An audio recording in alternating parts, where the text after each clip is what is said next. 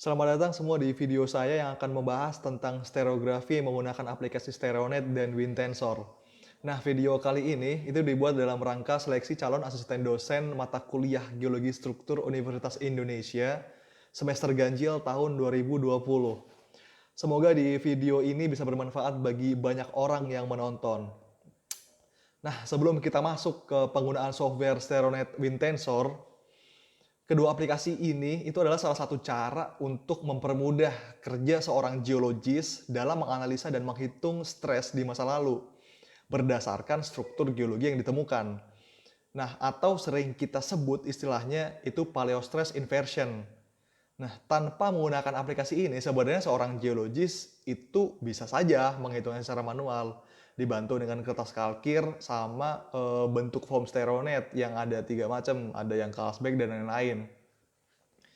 Nah, hanya saja pasti membutuhkan waktu dan effort yang lebih.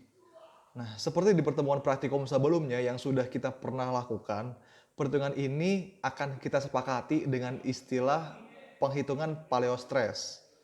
Nah, penghitungan nilai paleostress ini memiliki tiga nilai tegasan utama, yaitu ada sigma 1, sigma 2, dan sigma 3.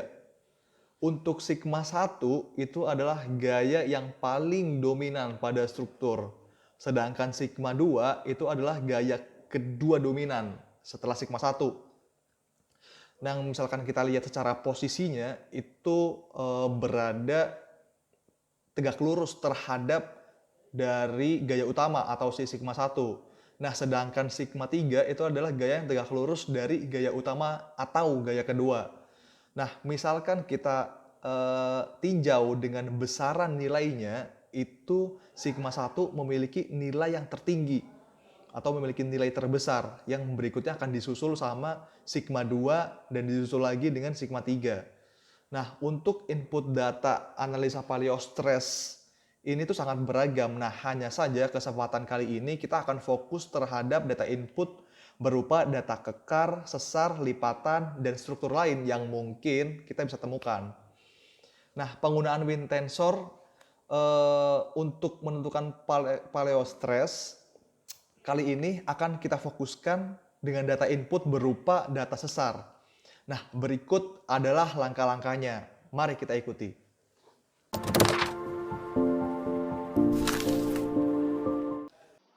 Baik semuanya, ini adalah tampilan menu pertama awal kita masuk pada saat kita membuka aplikasi dari WinTensor. Nah, sebelum kalian ke sini, kalian harus sudah mendownload dan menginstalnya sesuai dengan panduan yang ada. Nanti kita akan berikan link sama tutorial instalasinya.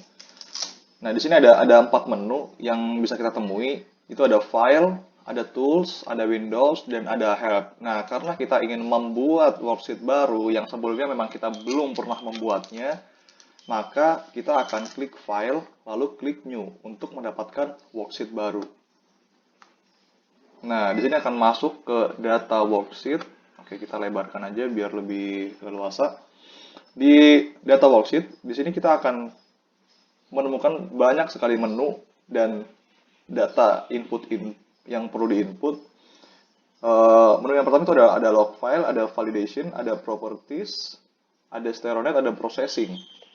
Nah, kita tengok ke bawah, itu ada site properties. Site properties setahu saya ini untuk menunjukkan di situs tersebut itu detailnya seperti apa yang akan kita tandai biar kita tidak bingung pada saat kita sedang mengkoleksi suatu data. Nah, di sini ada project apa, misalkan ada site ID-nya, dia site keberapa, area apa, geologisnya siapa namanya, dan lain-lainnya. Ini isi sesuai dengan dengan preferensi teman-teman semua. Nah, cuma di sini yang akan saya fokuskan itu ke input data. Input data berupa data yang nanti akan kita olah.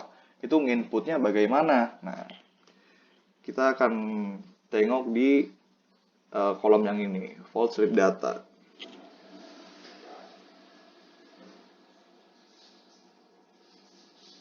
Nah, kolom yang pertama yang harus kita isi itu adalah definition. Jadi kita harus definisikan dulu ini yang kita input ini sebenarnya data apaan gitu kan. Nah, untuk yang pertama itu ID atau identify. Nah, pada saat kita klik ID, di sini langsung muncul di data parameter, muncul bantuan atau hint berupa harusnya apa sih yang kita isi di kolom ini gitu kan. Nah, di sini dia bilang unique data identificator composed of a prefix text and a formatted numeric value. Nah, di sini sebenarnya kita bisa isi angka 123, ABCD, atau pengkodean lain yang mungkin teman-teman lebih prefer menggunakan kode tersebut. Nah, cuma untuk contoh kali ini, saya akan mencontohkannya dengan menggunakan angka saja, kayak 1, 2, 3, dan seterusnya. Oke, kita isikan 1. Nah, kolom berikutnya itu adalah kolom format. Nah, pada saat kita klik kolom format, itu akan muncul hint baru. Nah, di sini kayak kita terlihat bahwa di kolom format ini, dia mengharuskan kita untuk mengisi 2 digit number. Nah, di sini dijelaskan, oh, first digit number itu mewakili, bla bla bla, ada 4 opsi. Nah, itu di second digitnya, mewakili ada 4 opsi lagi, format lainnya. Jadi first digitnya dia menunjukkan format range-nya, dan second digitnya dia menunjukkan format lines-nya.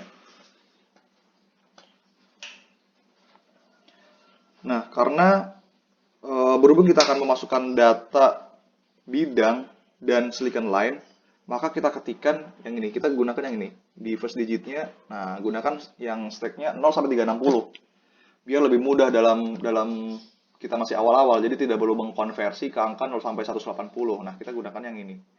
4, dan untuk format lines-nya kita gunakan yang pitch atau tram. Nah, karena yang kita dapatkan di lapangan itu ada kedua ini. Nah, kita masukkan di format 4 dan 3. Oke, nah berikutnya adalah kolom yang type. Nah, di kolom type ini itu langsung muncul hint bantuan juga. Ada berbagai macam type, yaitu ada 12. Dari mulai fault plan with slip line atau silicon side hingga lineament from start and end point. Nah, mengingat kita akan menggunakan data sesar, maka kita akan memilih data type 6, yaitu yang ini, yang vocal mechanism movement plan, slip line, and slip sense. Nah, kita ketikkan sini 6. Oke.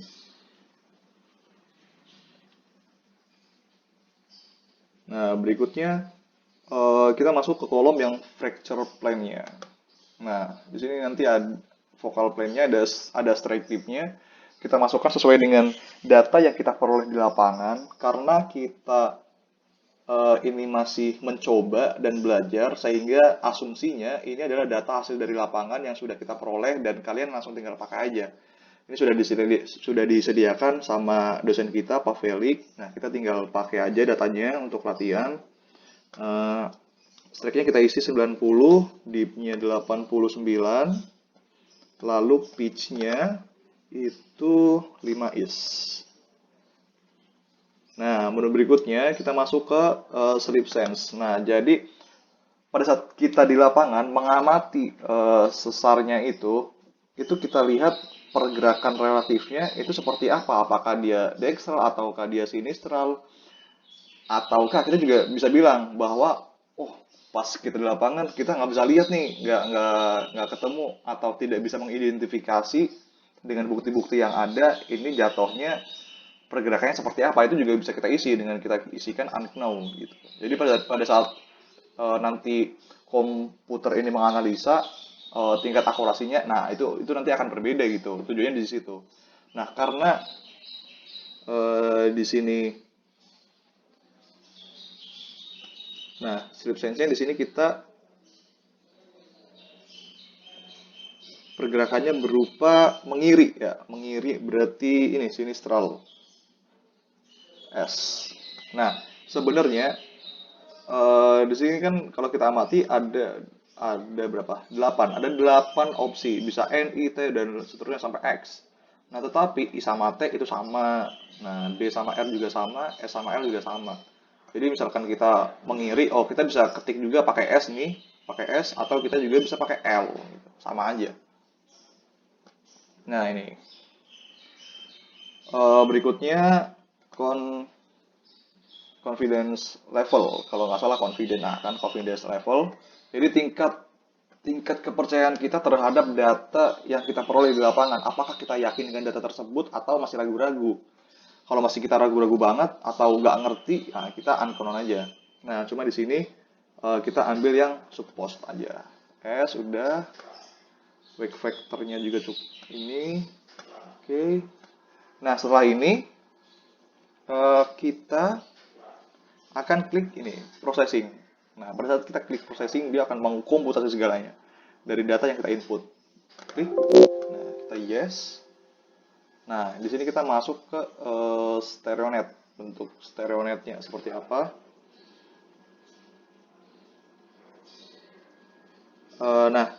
Dalam program WinTensor ini sendiri, itu penentuan tipe tegasan itu dapat kita lakukan dengan beberapa metode sebenarnya. Nah, tapi kita akan fokus ke metode yang PBT axis. Nah, dengan cara kita klik tab PBT axis-nya. Nah, pada saat kita klik langsung memunculkan nilai dari orientasi dari tegasan utama, tegasan kedua, dan tegasan ketiga. Nah, selain dari itu juga, ketiga titik tegasan utama itu juga sudah diplot pada StereoNet bersama dengan bidang sesar dan arah pergerakan relatifnya. Nah, ini adalah nilai dari tegasannya, masing-masing tegasannya.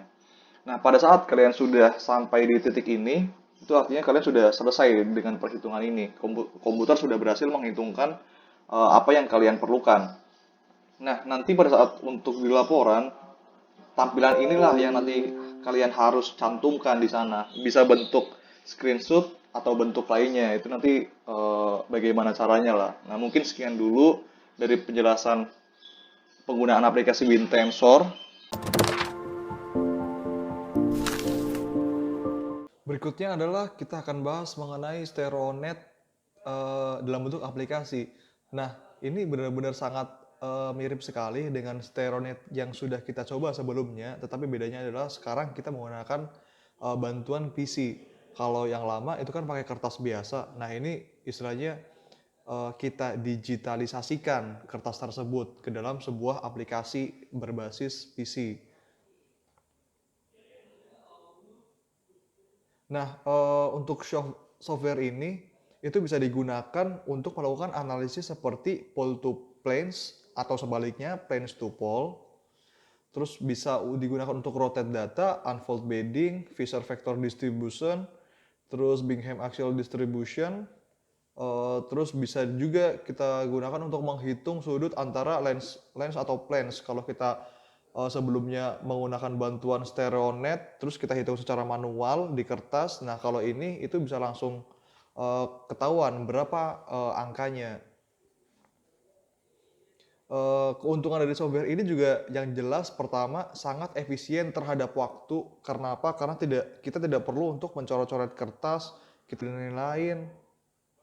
Sehingga secara waktu, energi, dan value for money itu sangat baik. Dan ini sangat direkomendasikan pada saat kita sudah mengolah data yang banyak. Pada saat kita mengolah data masih relatif sedikit dan istilahnya urgent, itu masih kita bisa